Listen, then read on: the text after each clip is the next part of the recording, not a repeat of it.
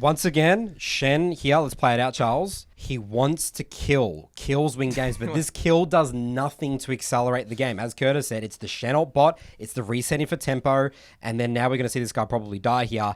Yep. It's once again people just not valuing playing the map and playing the experience and gold game. There's diminishing returns. Once you're 2,000 ahead of your opponent, your counterpart, your laner, your job is to use that pressure on the rest of the map. And it's just the clearest example of like the best play sometimes is to not make a play. Welcome, BBCers, to episode number 250 of the Broken by Concept podcast, the number one League of Legends solo queue educational and motivational podcast.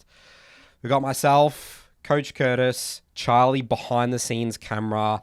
Special episode today. This is going to be a bit more of a visual episode. We are a podcast, but sometimes we sneak these in because League is a lot about gameplay. Curtis, Charlie, today we're going to be getting into the details of what a raw silver game looks like. We're going to explore everything from the decision making to the mechanical execution, but also what are some common questions that we would see from players like this, or let's say, the Sejuani in this game or whatever. Like, let's say I got ahead, I got a lead. How do I close out the game? Those type of questions. What type of questions would people ask from a game like this, and explore that? Now, what we're going to be doing here is think of it as a those movies where you have like a story arc, and then you have there's like a timeline and you see it through each person's lens. We are sort of going to go back and forth through the lenses through some of these, because we are going to talk about the game holistically and some common mistakes, but also we want to see the perspective of these certain champions and that as well. Kind of like in Game of Thrones. We're going to be looking at different storylines, different perspectives. Exactly right. But also talking holistically, what does a raw silver game look like? Now, the one that we've picked as well, by the way, is this is a very close game. It's not really a stomp. This is just... I wanted to find a classic silver game. We've got some very good archetypes in here. There's no one... We don't know anyone in this game. No one in this game is from any of our programs. And I think that's really important to note, because sometimes when we watch VODs from people from our programs, they're kind of warped, right? They play out in a very particular way. But we're raw dog in this one. Like, we're going in, we don't know who these people are, random, so it's like mid-silver, right? Silver 3. Yeah, that's correct. And I'm obviously going to be focused on the jungle. Curtis is mid. I mean, we'll be looking at all. Charles is on the bot lane. And, we have seen tens and thousands of VODs of low elo mistakes. Like, if there's anyone to look at and understand why people are specifically doing certain things in the game, we're gonna have a good And we've heard all the questions. We've heard all the questions, right? So we thought this would be a really helpful episode. It's gonna be interesting. We're planning to do this for multiple ranks as well. We're gonna start with silver. Let's get into it, I reckon. Let's get going. Right, let's start our storyline, Charles. Alrighty, so on the red team here, what champions do we have? We have a Gragas, Sejuani, Ahri, Smolder, and Morgana. And then on the blue team, we have a Shen, Elise, Fizz, Zeri, and Zyra. So very random, pretty consistent with what I would see in silver games. Just a lot of fun champs, I would say. People are picking what they want to play, right? Yeah, They're not exactly really thinking about comp or whatever. And that's how it should be. And that's how it should be, and that's completely fine. And I don't really want to get into the draft and comps and who's strong. Let's just look at the reality of raw gameplay. And the first thing as we go through this, I want to tie it back to how little compositions actually mean. Yes. Because there is just so many mistakes that we're going to be covering today, and so many rooms for optimization, that whether you're playing Ahri or this jungler or that jungler, this meta, it doesn't matter. I would argue that based on this VOD, every single player had an opportunity to take the game by the throat and do something with it. And we're going to get into that. All right, so we should probably start with the jungler in the early game, Charles. I'll be sort of talking about the jungler more so in the early game, but all the junglers, the Sejuani and Alicia. And then we'll... Let's focus on Mrs. Sejuani to start off with, because there's some interesting stuff, right, Nathan? Okay, so we're doing, looks like a Raptor start. Raptor start, very common. Very, very common. And so typically you would be seeing some sort of like a 3-camp top side. So there were like a Raptors, Krugs, red, and then like a full clear or something? Like from Sejuani, what would you typically see? Yeah, we can just play full clearing. You can't go wrong with a full clear in like every rank up until like master, that's the most consistent. Like the problem with junglers at this rank and what we're going to see with the Sejuani is that they massively overcomplicate the early game. They think that the game's won in the early game, but it's not. You can just play really standard and you'll be completely fine. So this is what we're seeing here already. The Sejuani's gone Raptors into invading an Elise on the Gromp. For some reason, the Elise just stops hitting the the Gromp, and then is able to smite steal it away. Now, this is sort of the topic of the conversation where a lot of people get stuck, and especially junglers who have this like, strategy because it worked. So what happens if that doesn't work in another game? The Sejuani has completely warped the early game from, you know, the whole both sides, her side as well as Elise is going to do some weird things as well here. This is very, very common that the junglers think that early game, what they're doing here is actually impacting the game significantly. I would also argue that she's opened up a can of worms for herself, Sejuani, because she has to now execute the right sequence to punish the Gromp invade, which we'll get into in a sec, that she doesn't necessarily do, right? So let's go back to the Elise, Charles, why that Elise lost that Gromp. So again, we're going to go sort of back and forth here. So one little thing before we look at the Elise as well, I just want to make a note. This Morgana doesn't arrive in lane level 1 and actually misses all the XP from the first 3 minions. If we look at this, she places this ward. Now, this ward does enable Sejuani to do this in a little bit, because at least she knows Elise doesn't start Raptors. At least normally wouldn't start Raptors anyway. But yeah, just a common theme we're going to see as well is just not overemphasizing gold and experience enough. And they're trying to do all too much. Everyone's trying to do too much. Everyone's trying just to go win to lane, the game. Just get your level minions, 1. get your experience. You know, like you said, the complete overcomplication. No, but what it is as well as analyzing it is what we're going to see here as well is because they feel as because they're not competent doing the basics, they feel as though that's because the basics aren't good enough. Yeah. That's what it is. Sejuani's feeling like if I just full clear nothing, my team's just going to die, and then, you know, the game. But it's like you're just not doing the fundamentals well enough. They don't believe in the fundamentals. They don't believe in the fundamentals. Well, because they've never won a game through fundamentals. So why would they? Or not to their knowledge anyway. Not to their knowledge. So why would they do it? And then you've got the topic here, you know, playing this out here, Charles, you know, like as you said. So this is where people get massively stuck, is that things work, but it's pure like luck or random. Like, why did Elise stop hitting this? Like, Sejuani is very slow at clearing Raptors that we're going for this. So that's a common thing and this is why you have to be critical, and reviewing your game is so important, because you need to ask, was this lucky? Or was this actually... So there are junglers that can do this sort of thing, right? For like sure, Belveth and stuff. Kane. Right, but Champs that can do Raptors really fast. So maybe, you know, just playing devil's advocate, maybe this is Johnny saw a video of like a jungler doing Raptors into vertical invade and thought, why don't I reckon it happened to her. Or I reckon that's what happened. She's like, I'm going to do that. Yeah. Right. And it happened to work out. So now the Sejuani probably after this is going to go ahead and play a few other games trying to do the exact same thing. Yeah. And then it won't work. Yeah. And then they'll just waste their time. I mean, Seja's one of the slowest Raptor starts in the game. It is. I think you were meant to take W as well if you start. Yeah, I think it's W. But it's still just, it was so slow, like comically slow. Okay, let's look at now the laners for the first opening. The ability usage, level 1. Yeah, so I saw something interesting watching this as the Gragas. So the Gragas hits level 2 at about the same time as Shen. And just the quality of trading, right? He just uses his abilities on the wave. Shen lands a good taunt. And this is just like some of the quality of gameplay you'll see sometimes. And this is a lack of matchup understanding for the most part, right? You would say, because we think about like Gragas needs to be holding that E, like reactively to block. I would argue you probably don't even want to level your E. Like, you can pretty much poke the Shen for free with Q in this matchup. Distance. And keep, and yeah, exactly right. Yep. I wouldn't even say matchup. I think it's just champ mastery. Like, you just don't use... He's using his E on minions, right? To last hit. But also as well, like the reason I said it's matchup is because if they understood what Shen could do, I see. It would be more intuitive. Yeah, you know what I mean? But yeah, no, I think that there is probably an element of both, potentially a lack of champ mastery and matchup understanding, which comports with what I typically see in silver reviews. There's just a lot of missed matchup understanding, and that's what I tend to focus on a lot in silver, is developing a baseline understanding and matchup understanding. So we're seeing Elise's POV now. I'm just going to pause it and show what Sejuani has done. So Sejuani, after getting the Gromp, went over here and did golems, and then is now going back to the bot side after hitting 3. So skipping the red, which is quite an intentional decision to defend stop. bot camps. Exactly right, because Elise walked over the ward, which was over here. Yep. Right. And then Elise, compensating, probably a bit emotional after the Gromp has been stolen, is now doing the classic overcompensation of invading the blue. And Elise can't do this because she's just behind, right? Because she got a Gromp stolen. Yes. And she also has no priority in her lanes. That's right. She would have got pushed out even just 1v1 by Sej. But then Sej doubles down on the play, and chases Elise into the jungle and dies. And gives first blood to Fizz. So let's just play this back out. Nathan, what on earth happened here? Like, from Elise's perspective. Yeah, so Elise is emotional, as Curtis said.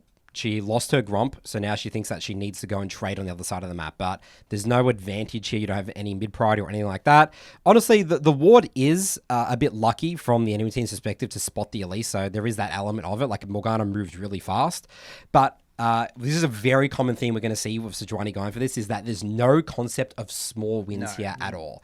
Sejuani could literally, I mean, I was going to say go take a red buff, but it's actually, you can't really do that. Just go back to your camps, it's fine. Like, Elise is already sort of screwed up her early game. You're level 3 to level 2. But you know what it is, It's going to be kill. You've got to, it's either black and white. I kill them or don't kill them. But you know the way that Sejuani views it is that, like, if I don't kill Elise here, that I haven't already punished her. Yeah. But the punishing is the fact that Elise has wasted the time moving into the blue bar. And I took the Gromp. Yeah, and you've already taken the... Like, I don't think they're valuing that. Like, I don't think They don't think it's enough, Curtis, to Yeah, go they one don't think it's camp enough. up. Exactly right. Yeah, one camp up's up not a big enough It's not lead. a big enough lead. The way that people think about the game is that kills is what wins me games. It's again that experience thing. Like, Sejuani will hit level 4, Elise will still be 3, and then Sejuani can make a play then. You could double crab. You'll be so strong on bot side. You can double crab the Elise. Maybe even invade, like, probably not with the top And that's the prior, thing with but League is that invade there's this lagging effect of, like, you do the right things and you may not get rewarded for it in that moment, but later on there'll be an opportunity that presents itself or is created as a result of these decisions. G'day BBC, here's some exciting news. We've recently released some free courses inside of our school community. We've got a climbing masterclass, a champion pool masterclass, and free solo queue tier list for every single role, updated for every single patch, approved from your very own WTL coaches. So the link is in the description below, entirely free, no commitments. Check it out, and I'll see you around the school community. So what we've seen as well is the Morgana is obviously roamed over to the play.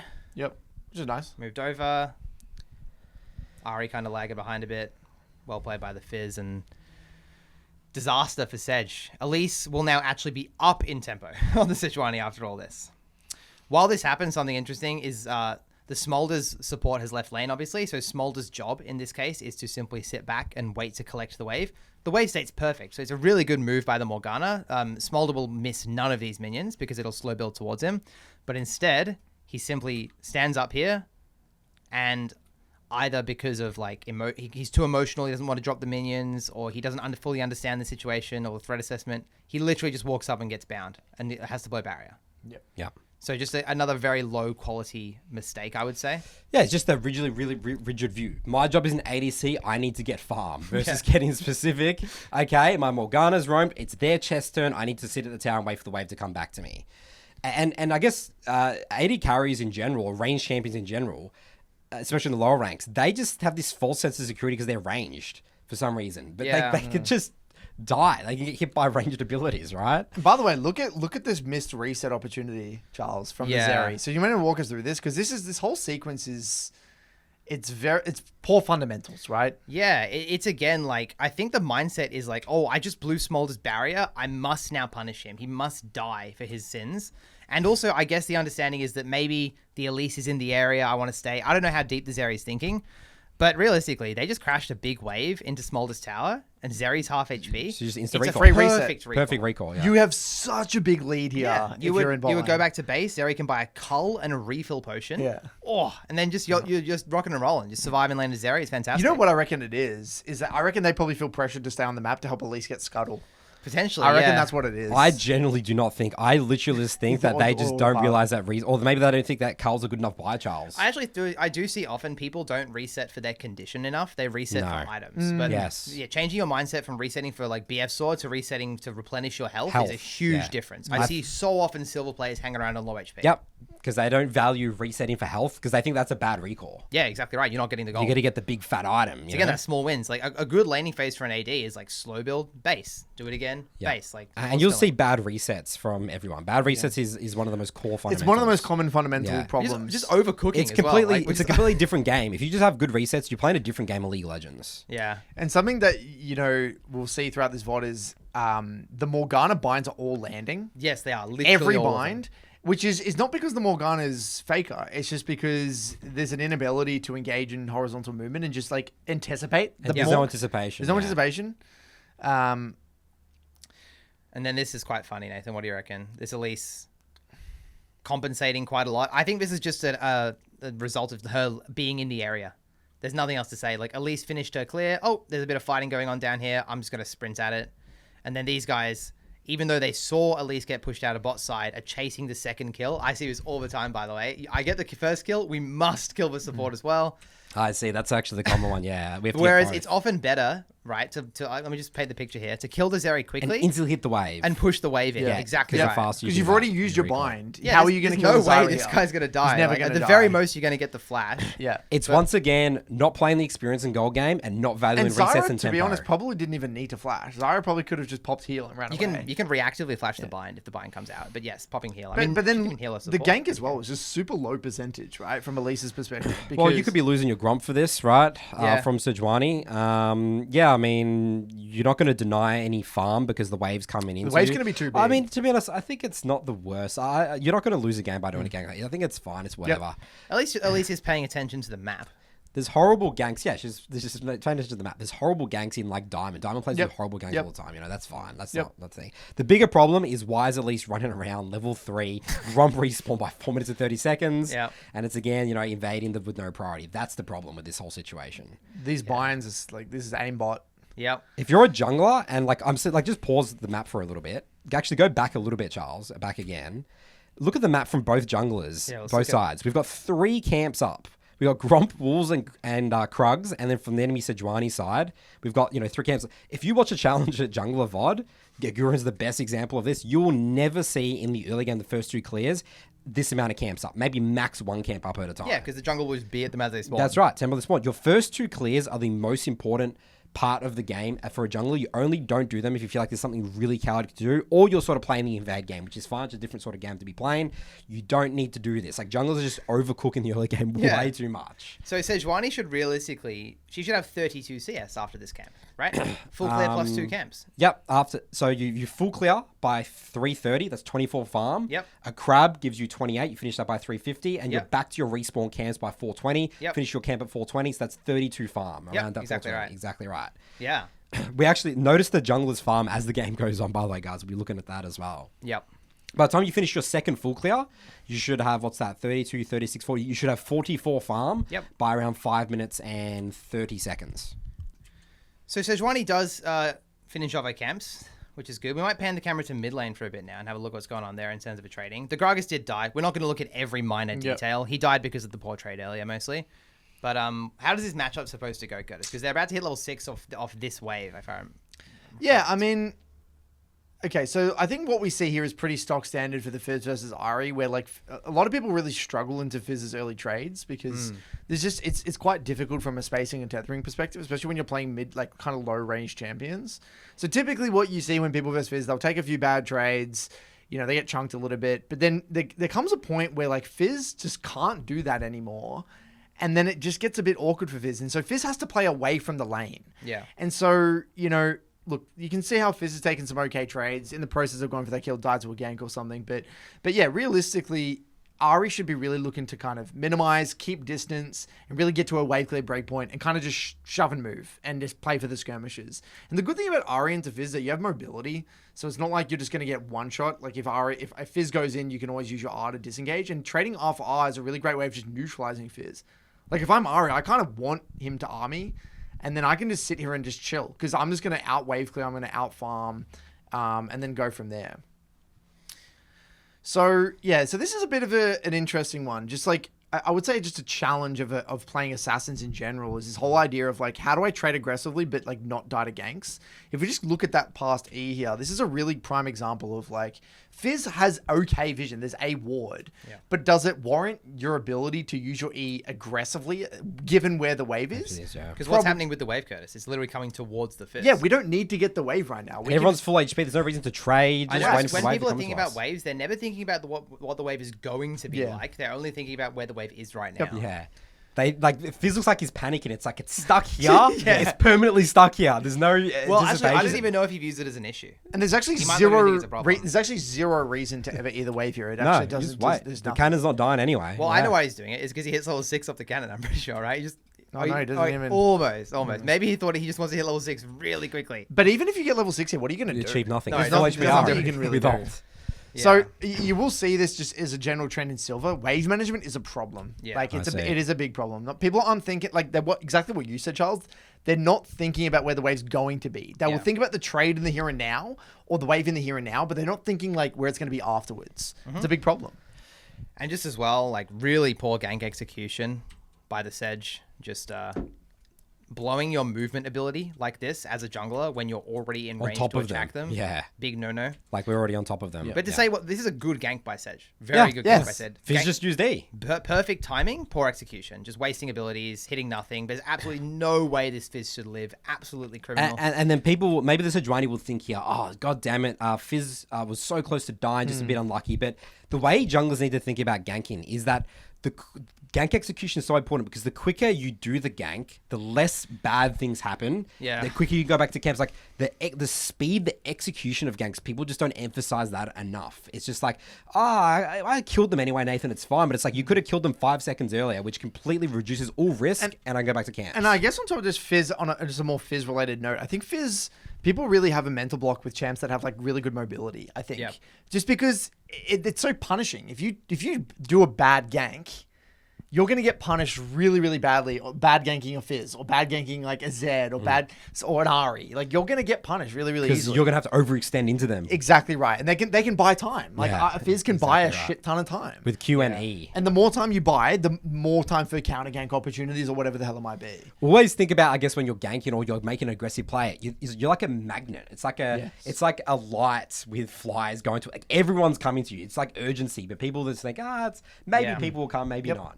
And people are pretty good at noticing combat, even in Silver. Like you'll see people here, are like, hunting for combat. Because remember, the mindset of all these players, experience and gold doesn't win games, kills win games. So they are really, and they all think that everyone on the team is shit, and that they have to go above and beyond to win the game. A lot of people do think that. That's a big. They feel like they have to get really fed to win the game. That's right. Yeah.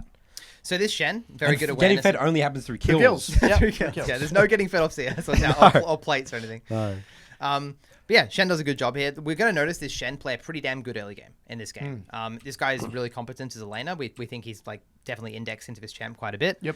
Shoves his wave out, gets it into tower, goes for a high quality ulti. Really good awareness. Even moving out of vision of the Gragas to do it was excellent. This Gragas could have just cancelled this as well. Yep. If Gragas was paying more attention, this goes back to the matchup understanding. Yes. Like a big part of Gragas into Shen is cancelling the Shen ulti. That's like your job. You just farm the whole up, game. poke, and just don't let him R. Exactly. One of the best champs in the game at cancelling Shen ult because you have two abilities. Seems like a very good matchup for Gragas. Yeah, it's really solid. It's fine. But yeah, just Shen gets a really nice ulti off, and Shen doesn't really miss much farm at all from this. Ends up basing. And then I think Shen TB's back to lane even, right? Yeah, TB's on the wave. Gragas has to go back. So this top lane is getting absolutely obliterated by the Shen in this one. So one thing we'll also see throughout this lane is how many missed dive opportunities from Fizz there was on this Gragas. Like Fizz was glued to mid lane for this VOD and is constantly obsessed with how do I kill Ari? How do I kill Ari? How do I kill Ari? But the game's black and white. That's the only way he thinks to win the game. I have to solo kill my opponent. And if I'm playing Fizz, I'm not really, especially at this stage, like, yeah, sure, if I can kill my mid laner, great. But if they have mobility and peel, I'm just directing my attention elsewhere. I'm just going to pop the wave and I'm just going to see what's going on elsewhere. Because probably in some games, I assume that he has won the game by killing a Malzahar on repeat, or what's another mobile, or a Victor, or whatever it is, right? But he's not. This is a game where you come down to matchup understanding. Yep. Yeah, just kind of crashing waves, and I call this doing doughies. You just kind of push the wave in, and then you just run around in circles a bit. Yes. Instead of using this time to like go place your ping, shoving go and place your hovering. ward, This maybe is what hover. I actually want to elaborate on this a lot. So Yeah. what I see with a lot of mid laners is that they purely view warding as a defensive tool. Yeah. Warding is simultaneously a defensive and offensive tool because if we move into that Raptors and we get a deep ward on Raptors here, even though you're not going to die to a gank, it could help anyone else. It could you could help your jungler, your bot lane, your it would top lane. enable aggression from bot lane if they get seen. Exactly right. And so if you, let's say speaking from a Fizz's lens, if I see the jungler moving bot side over that ward over Raptors, I know Sejuani's not going to be top side. That means Gragas is isolated and I can just kill the Gragas. Yep. So really, like if in this little miniature lull state in between the waves, guys, something that I would tell people is like you said there, clear the wave, get some vision, hover out of vision in between the waves, keep your eyes peeled, what's going on around the map, and that's where you can start to see opportunities. Yep, 100%. So Fizz does some doughies. Looks like Morg died to a gank here. Pretty just standard little bit of a lane gank from the Elise. Very good. Shen is still dominating.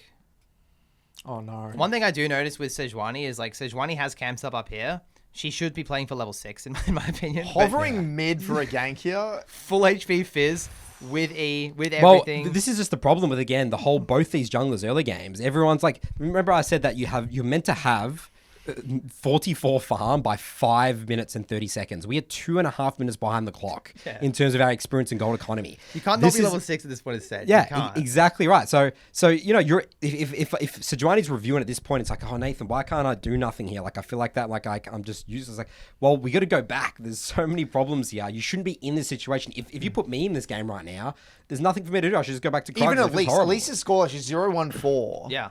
There's already so many things from Elise to take away from this game, and we're only 8 minutes in the game. Exactly. And she's like thinking that she's probably doing well. Yeah. But people hate the feedback of do less. Yes. Yeah. But that's the answer. It's just do less. Stop A lot of League is doing less, especially when you're learning the game. You know, at the beginning, just learn how to play a standard game first, and that is really hard to execute.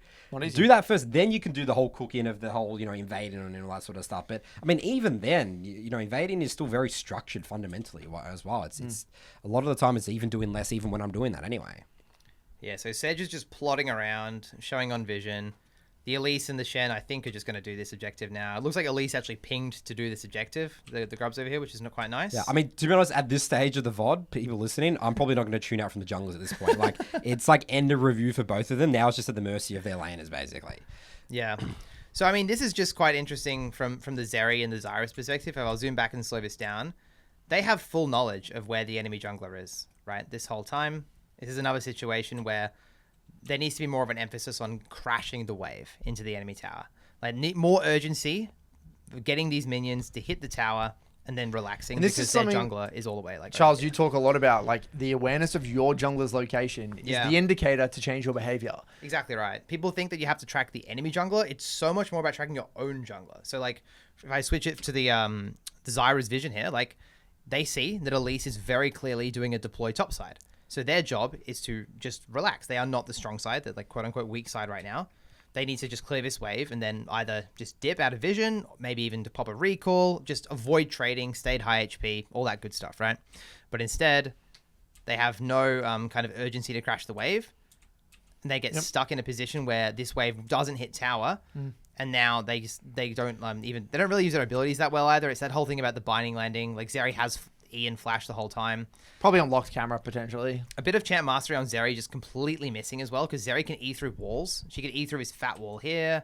Zeri could E through his fat wall here. She could probably just walk to tower as well. But Zeri massively overcomplicates this. Holds her E again. I actually don't think this player knows that Zeri can E through walls, because that's her E right there. So just a completely illegal gank from Sejuani. No, she did not deserve this. It's so funny. She's running around level 5 and getting these ganks off. It's hilarious. Yep.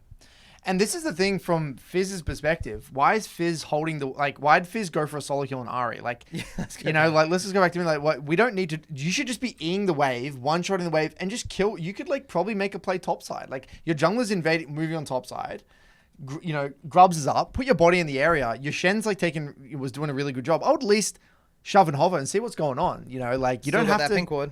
You don't have to try to solo kill your opponent. And what we'll see if we play it out from here, Charles, is... This Fizz takes a good trade here. Now look at this. Imagine if he just backs off here instead of R-ing. Huge win. He just R'd. He hasn't. Yeah, he just R'd first, right? So he just R'd and then he just trades off R. But imagine if he just took that trade. You get full control. You can make a play later on, or you burnt the Fizz R or the initial trade, and you can kill her later. You can even kill her later. Yeah, exactly right. But instead, flashes forward. Even though this went about as well as it possibly could have for Fizz, like he dodged the charm, it is still terrible. He should have horrible situation. You could have been in a different universe. Yes, exactly. Yeah, I mean, it's just the constant message again and again, especially assassin players. They think that the only way to win the game is just through killing people. Because that is what they do a lot of the time. And they're very good at doing that, but they overcook on it so much of the time. And it's tying into the small wins versus big wins. Yep. Another small wins here, right? Like Sejuani, they've killed the Zeri. We can maybe start doing the dragon. We could hold this wave, wait for the next wave to come in, dive the Zyra cleanly with a tank. But Sejuani opening with Q again, just execution out the window, actually ends up dying. Still 5. This is really nice E-flash by the Zyra, I will say. The enemy Zyra supports out-leveling Sejuani. Yeah. So now Sejuani's just like left on the map. This would be a classic time to trade grubs for dragon, and now Sejuani can't do it. Does Elise dive top? Please tell me.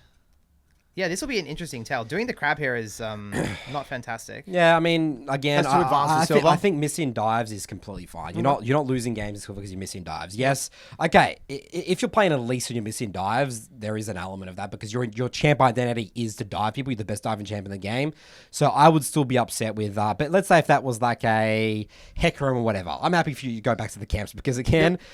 Just pause again, Charles. Like, we're constantly seeing these junglers. Look at all the camps up on the map, guys. You'll never see this from anyone smurfing, any like a high-level player smurfing. You wouldn't see it from a challenger in their games as well. This is just absolutely just out of control. So Shen's popping this game. He's doing a very good job. You can tell he's definitely...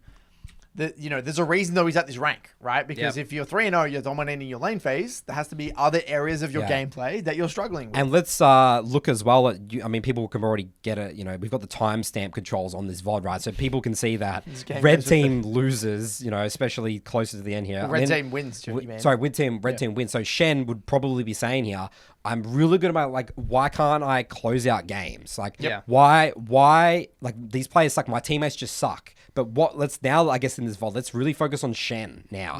Why can't he carry this game? How does Shen carry this game? So Charles, walk us through, if you're Shen in this game, you're 3-0 Shen. How do you take over this game? What's your mentality? Let's F1 on their vision because blue team's in control of this right now. So let's look at blue team. Yeah, so look, I mean, Dragon's the next available neutral objective. So definitely thinking about maybe impacting this Dragon with ulti if possible. But honestly, just breaking turret. Yeah. Constantly making Gragas respond to waves. Another thing about this matchup is just making Gragas blow mana. Just constantly making him annoyed, pushing waves, getting prio, making sure he can be first to objectives. He's even got Tiamat now, so you can even start proxying and then ulti across the map. Just generate pressure and then ulti elsewhere, or just kill Gragas if he ever touches the wave. There should never be a point where something like this happens, where Shen isn't immediately on the wave and just smashing Gragas. Yep. So we can probably speed through a little bit of this because... And then just while we're going through this, like if I'm Fizz, I'm thinking I've got a really strong Shen. I'd be looking for opportunities around that Shen. Can I do it? Can I kill that Gragas? Yeah, so this kind of ulti by Shen is honestly... I don't think it's worth it. Pretty bad. Yeah. I think it doesn't need to be the case, but I don't mind this. Tying back to like, it's at the end of the day, you've got your wave. He did get the wave. That's true. Yeah. And his jungler's making the play, and he's probably thinking, well, my jungler's going to go for the play anyway. It's maybe not the greatest play, but this is not losing you a game. That's right. Yeah. If you're, I love that he goes immediately back top. It's pretty good. Yeah, you are right, Curtis. You are right. Like, that's not going to lose you a game. Let's say if he Shen altered with a fresh wave right there, that's when it gets because he loses a whole wave. Exactly. And Gragas gets free plates or whatever. Exactly right. But yeah, he's doing a really good job of being aggressive in this matchup. Yeah. Just constantly taking good trades. At least he's on the top side as well. Gragas is flashed. But yeah, I think this is a pretty good map setup for him as well. I like what he's doing. Like, just disregard this dragon. Just ideally take the first tower. If I'm Shen, by the way, I'm calling dives at this point in the game. I want Elise to come top and dive the tower. And then Fizz is just constantly trading 1-for-1 with the Ahri on repeat. In his mind, if I don't solo kill Ahri, then I'm going to lose the game or something. I'm not sure. And Fizz probably thinks, it's going good. I got 3 kills here, but look at the farm, Like, press X and look at the gold. And this is just, again, just zero respect for the experience and gold game. Yeah, I mean, even. Yeah. 3 kills, and we've got a 100 gold lead with 3 kills. Okay, so the game's definitely, I would say, you guys would say slightly favored towards blue team, right? Like with the Fizz and the Elise Shen? Or would you, I mean, Smolder's doing a pretty good job, but... Yeah, Smolder's area, like, they're both kind of the same champion at this point, But Smolder getting this kind of free farm, I'd be a little worried. Yep. Because Smolder has a fairly good composition. Like, he's got some tanks. He's got a lot of CC. But it's also worth noting Gragas went full AP, guys. Yeah. So... Not the best decision. Not the best decision, considering that you're... got a fed bot lane as well. Well, you've got a Morgana building AP as well. And Ahri and a Sejuani. 4 AP. So this is just a weird recall by Gragas. Like, he must have spent too much time in the shop, or something's gone wrong for him to be missing this amount of the tower. Especially basing around 14 minutes. He's just lost the whole So pause it right here, okay? Look at the game from Shen's perspective right now. He's up 2k He's up 2k gold. He's literally solo killed the tower, but his team is making a play on the other side of the map. So his Fizz is moving on to bot side. I think the Elise is looking for a bot play. Just ended, yeah. They've just made a play then. So from a Shen's perspective right now, you've got 1300 gold in your back pocket. You've just soloed the tower. We've got Rift Code coming up in a minute, basically. Yep. So it's very simple. It's get the remainder of the wave, get back to base, spend your gold, probably ping assistance on Rift Herald, Or if not, if they don't want to do it, that's fine as well. Just relax. And then your ult will be coming up in looks like 10 seconds or so. And then we can just play with our team. Once again, Shen here, let's play it out, Charles. He wants to kill. Kills win games, but this kill does nothing to accelerate the game. As Curtis said, it's the Shen ult bot, it's the resetting for tempo, and then now we're going to see this guy probably die here.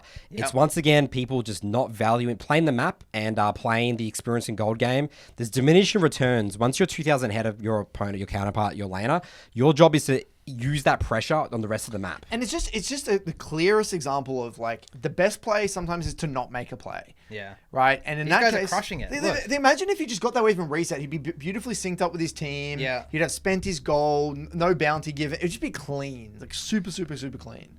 Yes, just another example as well of just tracking where your jungler is. It's Yes. like my Elise is bot, and Sejuani is not there, so you have to just assume Sejuani's topside. Because Yes. that's how junglers think, right, Nathan?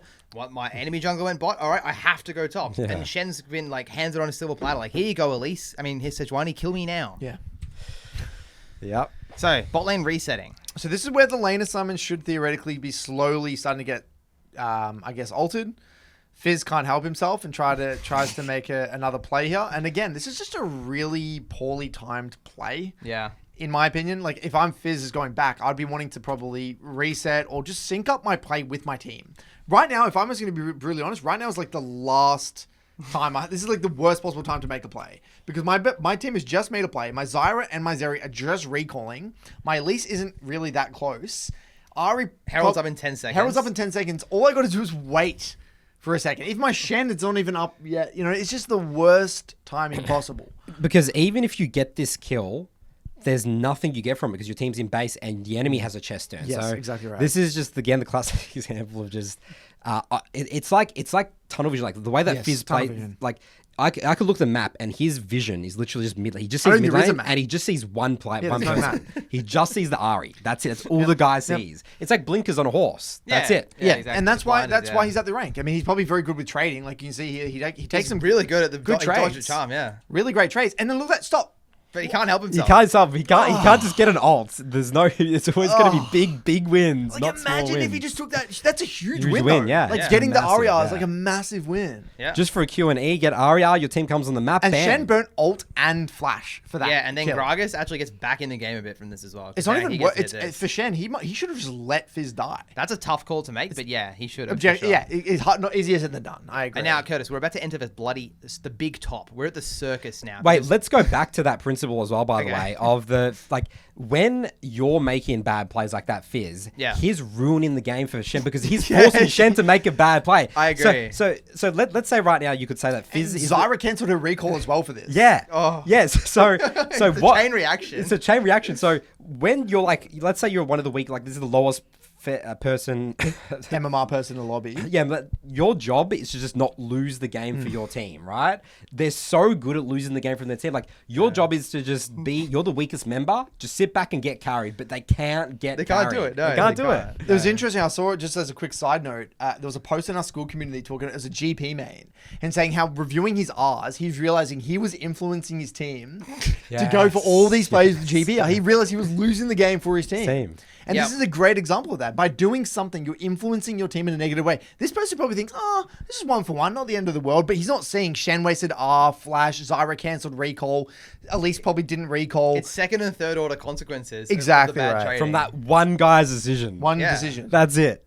You set the culture in the game. That's the way I put Yeah. it. The Fizz trading like this, playing like a psycho, that's the culture of his team now. That's what I see with junglers that come and review, bring games to review. They're like saying, oh, like I hate the way my Zoe played whatever this game. And I realize you're the one making Zoe play this way or teammates play this way. So they're blaming their teammates. Like Fizz is saying, oh God, like, why could my Shen not carry me this game? It's like, well, look at what you're doing, dude. Exactly. You're speaking to the mid laner with your body language. You're letting them know all the bad things you want to do. But yeah, I was just saying, like, the lane assignments, Curtis, it goes to shit at this point. This is where the game, like, post 14 It's very minutes, this is the complicated. transition period Well, between mid lane game and in mid-game. silver is always a challenge. So we'll try and break it down, and take a look at things. So Shen.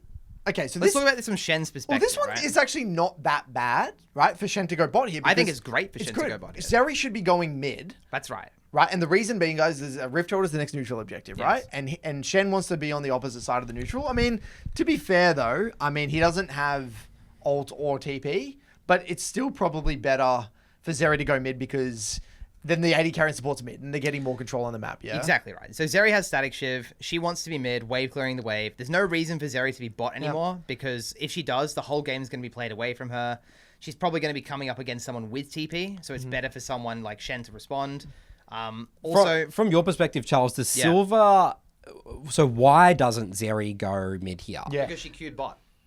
So that's... She queued bot, so it's the landing phase is still going. Okay. He hasn't registered yet. The landing phase hasn't ended. I feel like that because Curtis and I, we've said it across the time.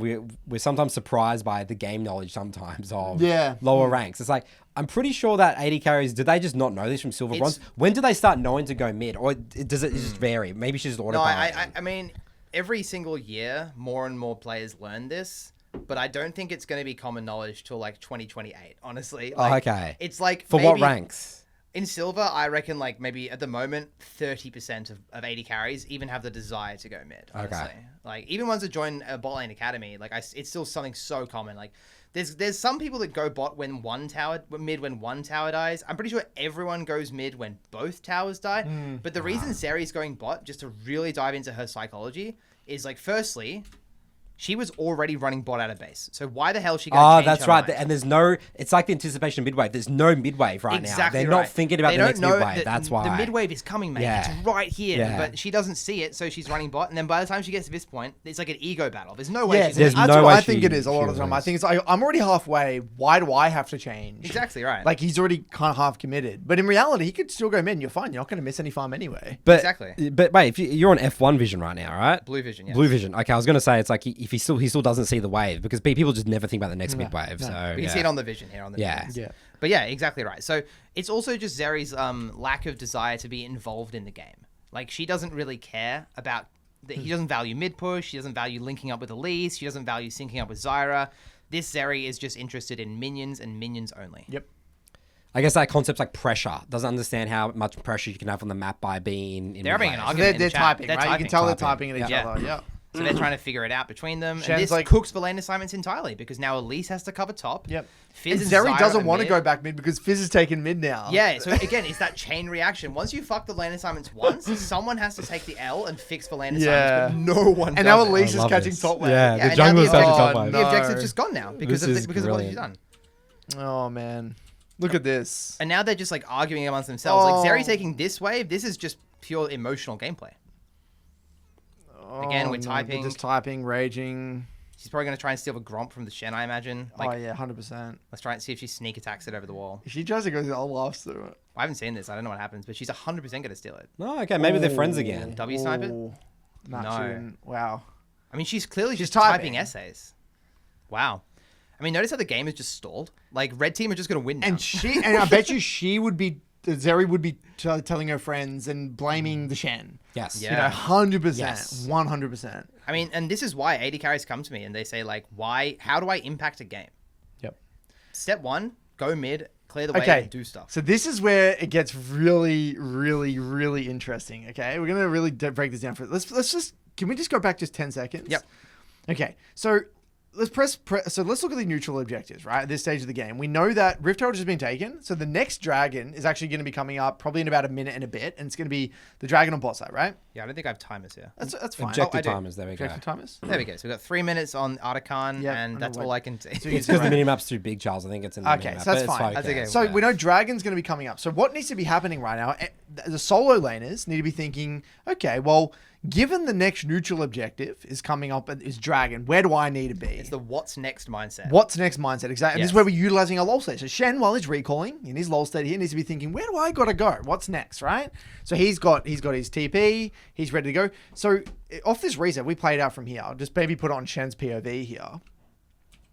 So he says Gragasop. Great. We need to swap this lane assignment and we need to get this We need to get this Shen in top side right now because Why Dragon. is that? Why does he need to go opposite side? Because Dragon is the next major neutral objective, and he has a better matchup into Gragas probably. Well, what he can do as well, he can actually use the threat of the dragon to pressure maybe hitting this Yep. tower. He can pin Gragas deep. Yep. He has obviously the teleport to get across the map, and he's just the better matchup into Gragas. And also, yeah. just okay, we're gonna get really. I don't want to go too technical here, but Fizz theoretically could go top here because Fizz actually has TP. Funnily enough, right? Yeah, could do it. So.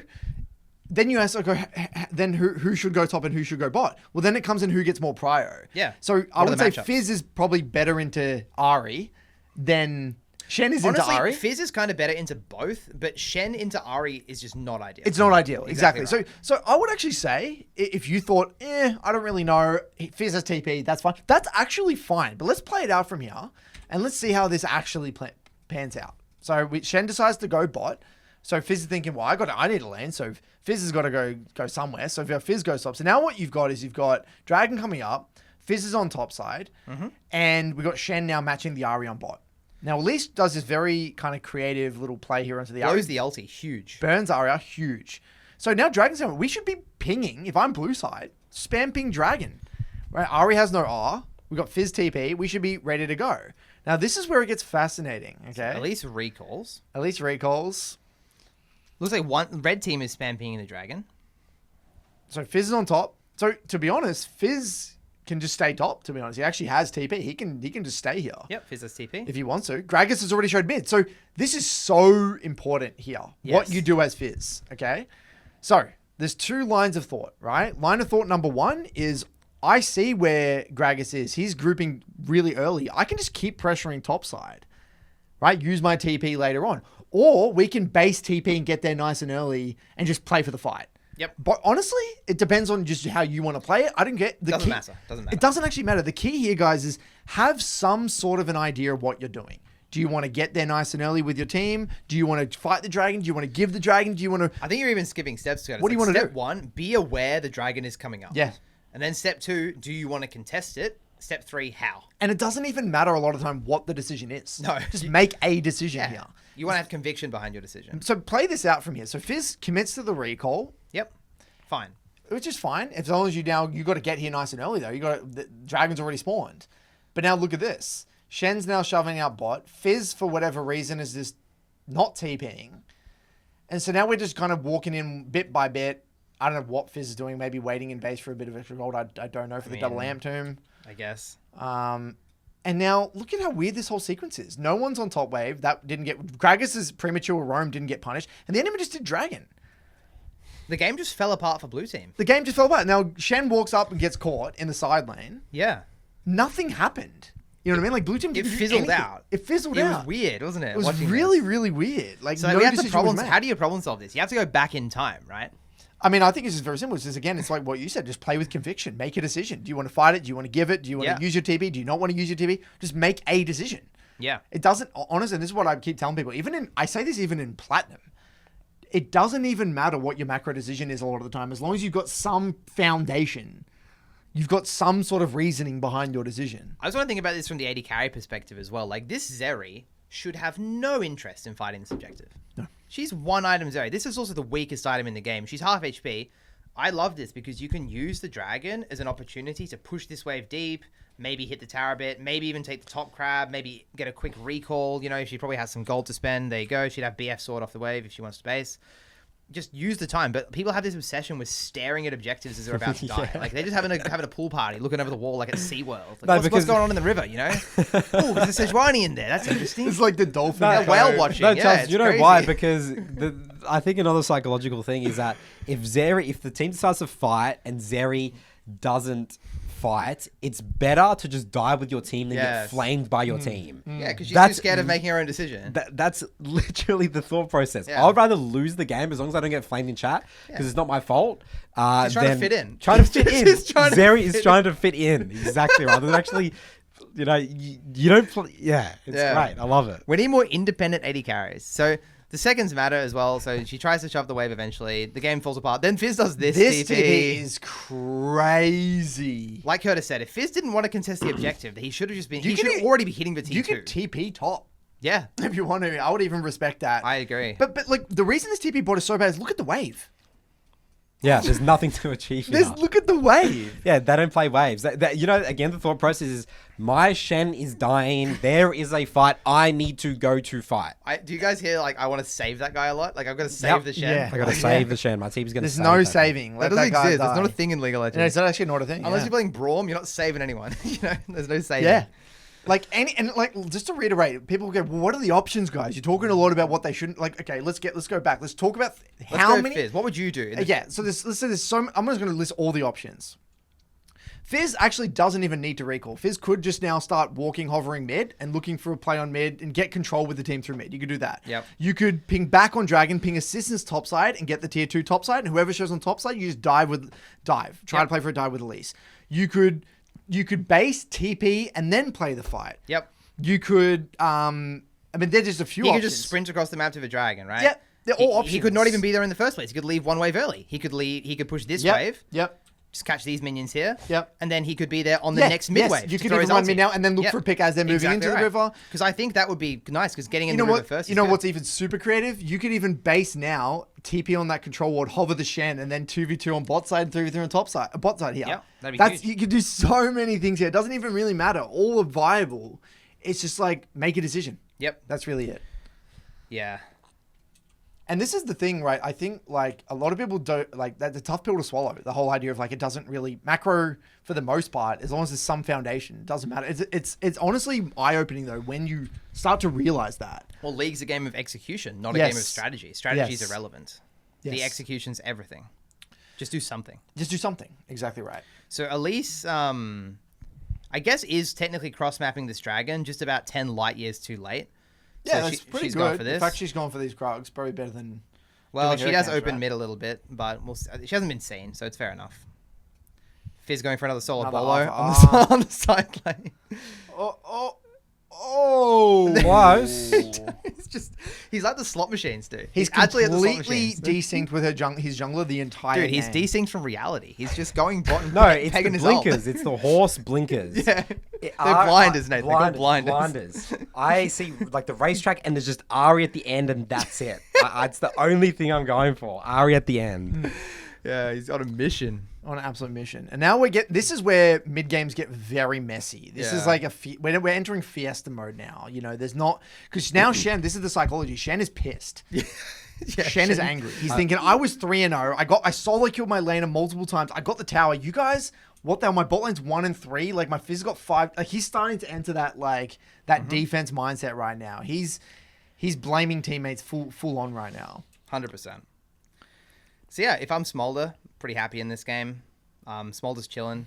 Not much to say about his perspective, to be honest with you. As an AD carry at this point in the game, the main thing you want to be doing is just shoving the mid wave and then linking up with your team. But just again, lane assignments. Why is Shen bot? Adagon's the next neutral. What are you doing? Yep. Shen Fizz TP to the last play. He's got ulti and TP. You need to be top again. So now again, lane assignment. This is honestly, you know, it doesn't need to be that complicated. Yep. You're a solo laner. Do you want to be on the side of the neutral or on the other side of the neutral? Someone's got to be somewhere. Someone's got to be somewhere. Make it. It's not. This is an element of the game. The execution's obviously hard. Sometimes organizing it. Yeah. But the theory behind it, I think, is a 20%er that can have massive impacts in your mid game. You know what people think, Curtis? Because technically Shen is at the objective, but he's not thinking about where he puts Fizz. Yes. It's like on a chessboard. You can't have two pieces on the same little unit, on the same square. Yes. By going bot, he denies Fizz the ability to go bot. Yes. Which means Fizz has to go top, which means Fizz is in the wrong place. And let's look at how this plays out. So what's going to happen? So Fizz doesn't have TP. Grag is... So Look now, who has to go top. It's end of review for so Mr. now, Zeri. for some reason, Zeri's in top. Fizz is in mid now. So we've just got the worst possible lane assignments here. Well, from Zeri's perspective, it's painful for her to go mid. She had the bad experience bot lane with the Shen earlier. She's having stolen her from her perspective. But it's like she's doubling down on the bad lane assignment by taking this from Fizz as well. And so this is a scenario where Zeri has to sack top and just run mid and just ping someone to go top, honestly. Yes, you have to sack a wave to fix lane assignments. I always say that. You're better off being in the right place late than in the wrong place permanently. Yes. Good principle. Love that. Because this is exactly why you don't progress games. Because you get stuck in these like gridlock situations where everyone's just catching waves. And there is no way out of this. No. You know what I mean? In the short term. Someone has to get the short straw and drop a wave. Because people say, what do I do from this state? This is the VOD question. This is the VOD question. I'm in this scenario. How do I win this game now? And it's like, Well, I'll be honest, there is no good solution. Everything from this point is kind of shit. Like, you've really dug yourself a hole. And so, realistically, it's like, if I'm Zeri, you're already just running mid. I'm brute forcing. I'm dueling mid if I have to. Yeah, dueling mid would be just really dueling good, mid is better. Bully the Fizz or someone out of the lane and just tell them to go top. Agreed. Yeah, duo mid is not bad, guys. Don't be scared of sharing XP for a wave or two. It's fine. And so, yeah. I mean, red team are just taking control, which makes perfect sense, right? There's a bloody 80 carry up here, and Gragas has TP. Elise can't even enter her own bot side jungle. This is actually quite good from red team, though. I agree. It's good movement by the Morgana linking up with the I actually Sedge. like that they don't start Atacon. I love how they just like take control of the map and set up picks. That's actually pretty good. Ari's hitting this tower as well. Very nice. We expected this because this matchup is... Yep, Shen can't do anything. Exactly right. And we're taking mid tower as well. And this is the consequence of lane assignments, what people don't understand. Shen may not die, but Shen's just losing fire on every wave. Yeah. This is the consequence of bad lane assignments. This is a cardinal sin. I always say never hit tier 3s. Just play for the wave and just take jungle camps or reset. Never siege a tier 3. I would say this wave will more often not get you killed. Yes. Like, you should really specifically clear this tower and then either wipe all the jungle camps or just base with tempo and prep the next objective. Yeah, 100%. Because, like, Smolder is probably already sitting on gold for Shojin. Look at that, mate. Like, you don't need the next wave. The next wave hasn't even spawned. Yep. So he's not even walking up for the wave. He's hitting the tower. Tower damage is useless here. Yep. So, yeah, I see all the time people die for this wave. But anyway, but I wouldn't really cover this in silver. Like, it's just, this is a bonus. And now at this stage, you know... This guy needs to base, dude. It's resets. It's still resets, guys. It's the reset fundamentals. Oh my god, they're fighting with so much gold spent. And look at this. Blue team gets a bunch of kills here. Because they haven't reset. Shen's good at killing people. Yeah, as you said, Curtis, when you hit tier 3, it's how things go bad. Things go poorly. Yeah, exactly right. Exactly right. And so you've just given blue side away back in the game. This is also the body language manipulating your teammates. Like, Smolder needs to take accountability for this because he gaslit everyone by walking up and hitting the tower. So now the game is entering proper Fiesta. Finally, the lane assignments are fixed up. Shen is in top lane, Fizz is in bot. So we finally got the good lane assignment. So this will be interesting to see how this next little sequence pans out because we've got Dragon coming up. We've got Atacon up. Fizz also won the 1v1 against Ari. Yep. In the Street Fighter brawl. Yep. So Shen has TP, doesn't have ultimate. By the way, it's resets again. These guys just wiped them in the fight. Zeri's on 2k and she's playing for this tower instead of basing for the dragon. Because again, Zeri, this ties back to Zeri's not understanding that if she now isn't allowed to recall, she's going to be late for that dragon. She's not thinking. Right. They're not thinking about what's next. They're not thinking about the next objective. Like, look at this. Zeri like won the fight over here, ran mid. I think this wave is probably bad, but it's okay. It's fine. You must insta-base for the objective. Insta-base. You must. And then you're beautifully synced up with your Fizz, your Elise, your Shen has TP. You can play the fight. Yeah, I mean, look at the gold. Like, the game's dead even. Like, Zeri has a lot of power right now. 100%. Completely throwing it away. She can go back to base, buy Infinity Edge with that gold, run at the objective, and then it's her game to play. With both sums. Smolder has no sums. Like, you can take over this next fight for sure. And guess what, Charles? On the ADC mains, we're going to see ADC has no impact in League of Legends. Yeah, because it's all the small things. It's not the sexy stuff. It's not your ability to flash the Malphite ulti or to, like, tether perfectly. It's just reset properly. It's about the being in the right place at the right time. A lot of the time, AD carry. I feel like it's... Yeah, I always say a lot of fights, especially in Silver, are like won before they start. Yes. It's not really about like mechanics too much. Okay, so fuck the objective. I would love to watch this from Blue Side's perspective. I'm fascinated here.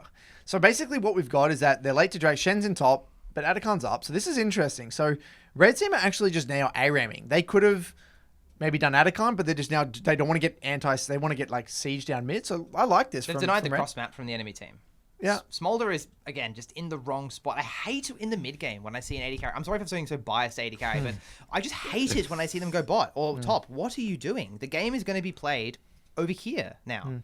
There's all these portraits. Yeah, now if you're blue side, I see Smolder bot, I'm going go. Fight. Fight. Let's send it. Like if I'm Fizz, I'm just diving, I'm throwing my R out, at least spam ping, go. Man advantage. This is another whole concept in League that I noticed from solo lane is just I'm not great at is the man advantage mindset. If you see the enemy split, pull the trigger. Just press the go button. Like I actually kind of like Fizz doing this. Like agreed. This sort of chaos. Like we don't have Shen's up very, very soon. Like this is the sort of play that blue team need to make to get in this game because they're going to lose team fights later on. If the game goes to team fights, they're going to lose. So they need to... Well, it's their duty to capitalize on Smolder being bot. Yes. Like, this is illegal. And Zyra you punish it. and Zeri need to get off their ass and run into the top river. Like, what? This is not the time to dick around, right? They have to go top side. Zara's on Facebook. Yeah. Replying to a few DMs or Twitter DMs. Oh, he's back. Okay. No, I would say he's changed his Spotify playlist. Oh, yeah, That's what they're doing. Playlist, yeah. And then this 3v3 this fight happens on top side with the Shen. Oh, look at that. I mean, it looks like they lose it, but that could have easily been a one fight if Zyra and Zeri weren't AFK. Yeah. They could have won that fight. And they could have maybe even turned that into a Baron. Who knows what would have happened there. I just want to call out something. Like, Zyra has basically done nothing the whole game. It's very easy to fly under the radar in games like this and blame your team for what's going on. But like this, it would take a year to go over this VOD properly. But like, there's so many missed opportunities that this Zyra could have had to impact the game. The one we just looked at was just one of them, but that's been happening the whole game. And this is where, by the way, like I think at this stage of the game, it's just the easier to execute comp a lot of the time kind of wins at this stage. I feel like for the most part, that Champ Mastery comes into play a fair bit as well. Champ Mastery does. Team fight execution. But if you don't have if you have true relatively stock standard comps, it's not like a split push or a Tryndamere or something in the game. The game kind of just will. Well, it's going to be team fights anyway. It's just easier to execute. Exactly. Yeah. It's going to be who has the easier to comp to execute here in team fights. It's probably going to be the red team, and then that's kind of how it's going to be. And you know, like if we're reviewing anyone on blue side here and they want to look at this point, it's like there's just so many end of review moments. You know that Fizz could have dove top like 3 times. You could have synced up with the jungler 1,000 times. Well, the whole mindset approach is just wrong in this game. Right? The Elise, like we've covered with the early pathing, is super inefficient, bad ganks. Shen has pissed away the game in mid-game through terrible lane assignments and bad R usage. Zeri's just played, they're both the victim. Resets they're both fucked reset. Everyone's fucked resets constantly. Zeri started a political war. Any person on blue team could have taken control and won this game. 100%, Any player on that team. Yeah. Whether it's pinging back, whether it's calling neutrals, whether it's fixing lane assignments, any single one of them could have completely changed this game. Yeah. So yeah, I don't know how you guys feel, but it feels a bit odd watching a game in this state because if I'm reviewing a game like this from either AD carry perspective, it's like, it's kind of enough to look at, right? Maybe I'd review it if it was a Smolder, but yeah, it's a bit weird, isn't it? I wouldn't review this. Stage because for Silver as well, there's just so much. There's so much to learn from the first 25 minutes that we've just gone over. That this is just the later the game goes. As you said, it's just team fights unless they have a clear split push win condition, wherever it is. And I mean, it's just. Can you just go back? So one thing. Let's just go back a little bit. Go back one more. Back. All right. So what happens here? Right. Take a look at this. Like Fizz's bot. And he got the wave out. No, but who shoved that wave before? I think it was Ahri. So Ahri crashes the bot wave. Okay, so play it out from here. Sorry. So Ahri TP'd. Ahri TP'd. Pushes the wave out, so she's TP'd for tempo and shoved the wave. So my point, another play here that Fizz, I don't want to go too much of this, but just, this applies to everyone. This is a mentality I see, not only in Silver, but in Gold and Platinum, is that if someone is shoving a wave, there's this mentality that we have to react to it now. So if you go back, if I'm the Fizz here, right, in this base here, let's say I'm in base now, and I saw Ahri TP on bot wave, I don't need to be on this wave immediately. You know what I'll do, especially if I'm in a bad situation? I'm just going to run mid. Hover mid, Hover mid and try and look for a play while Ahri's bot. And then one or two things is going to happen. I might hover mid and be able to make a play while Ahri's bot with no TP. And then we can turn that into a Baron or whatever, a man advantage. Or nothing happens. An absolute worst case scenario, you can just base catch the wave at T2 or even then TP bot. You know what I mean? I think there's this whole idea, I think, in League where it's like, you have to punish it now or have to respond to it now. Interesting. And this is just a subtle way that it manifests. Obviously, we've been talking about it in the obvious way. It's like, I got a good trade, I have to solo kill them now, or I got my jungle camps taken, I have to counter invade now, or I've whatever the hell it might be. I've taken the tower, I have to do something. But it also is in very subtle ways in the body language, and the idea of trading something off or sacrificing a wave intentionally to make another play. It's not really something you see in Silver or even Gold for that matter. And it's just like an interesting mindset shift, I think, that people kind of have eventually in their journey. I just want to point out as well that Red Team are just doing two things at once in a crazy way. Ahri TP'd bot because they were doing Artican. And then Sejuani is cooking up a pot of disgusting soup at the moment and just sending it top while the team does Artican. What is this? Press F2. Press F2. This is crazy.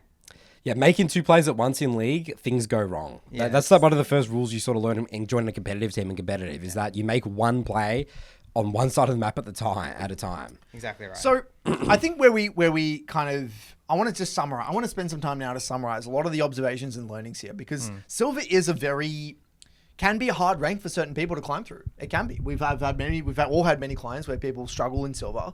So based off what we've seen here, what are some principles, rules of thumb? Someone's watching this or in silver. What can they take away from this? What are things that they can really start thinking about mulling over to help them get results through from silver to gold? Well, I'll start with just the jungler perspective. I mean, we sort of covered it in the first 10 minutes. It's just try to do too much early, not playing the experience in gold economy, not valuing those first 2 clears. You get level 5 and almost a half off your first 2 clears. And a crab, yeah. Like, that's a lot of experience. You're pretty much all the way to level 6. We saw level Sejuani running around level 5 until like 9 minutes, right? So junglers need to realize that the game's really sort of, you can start impacting the game and winning the game past those first 2 second clears. You're never going to, there's no game won or lost in those first 2 clears in silver, gold, platinum, emerald, probably up to there, you know? So that's the takeaway from jungle, I'd say. Yeah, I think the lane assignments thing was one of the biggest things I took away from this game. Just I reckon that a lot of people listening to this can get some results by just being the one person on their team to bite the bullet and just cop it, fix for lane assignments, do some pings, drop a wave, maybe share a wave of experience with someone if you have to, and just think bigger picture around how your lane assignment impacts your team's lane assignment. I would say 2 things I take away from this. You know, be the person, like when you're reviewing and you're struggling in your climb, don't assume that it's something that you're not doing that is holding you back. Assume that it's actually something that you are doing, and then try to remove from your gameplay rather than add in. It's like improvement by subtraction. Improving by subtraction. I love that. And so it's like, if especially from a solo laners, top laners and mid laners, I think are the most guilty of this. Like, it's like, okay, instead of going for that solo kill, was there an alternate reality where you just maybe just reset and sync up with your jungler, or just be a little bit more aware of your jungler's location, and rather than going for that heavy trade when your jungler's moving into topside river, just shove and move, shove and hover. Or you're a top laner and your team's making a play on the other side of the map. Instead of trying to min-max that solo kill when your jungler's diving bot, just back off and get a ward and get a recall or something. Like, it's not always about what you do, it's about what you don't do. I mean, junglers fall into that category, I think, even Ganks, more. even I with think ganks as even well. more than Yeah. solo laners. They ruin games from ganking, right? And so I think that's a big one. So that's, I guess, small wins. And then also as well, just resets. I think resets are just a massive one for laners. What's next and resetting for what's next. Yes. And using staying engaged in the LoL states, what's next. And just if you don't know where to start with that, the biggest one is, what is the next neutral objective and what am I going to do about it? Yeah. That's it. Start there. Am I being to be at SeaWorld and watch the dolphin show? The dolphin show. Yeah. Or am I actually going to figure out how to do something else rather than contest this uncontestable objective? Exactly right. And yeah, I love this because it was a very, raw, unfiltered insight into and it's a close game. Both teams had both opportunities to win this. I would say blue team handballed the game to, threw it over to the red team much more than so much the red team, like, outplaying them or whatever. But, yeah. My favorite, just thinking back to it, like, I just loved when Smolder hit the T3. That was so good. Just look at this in the timeline. There's always blue kills here.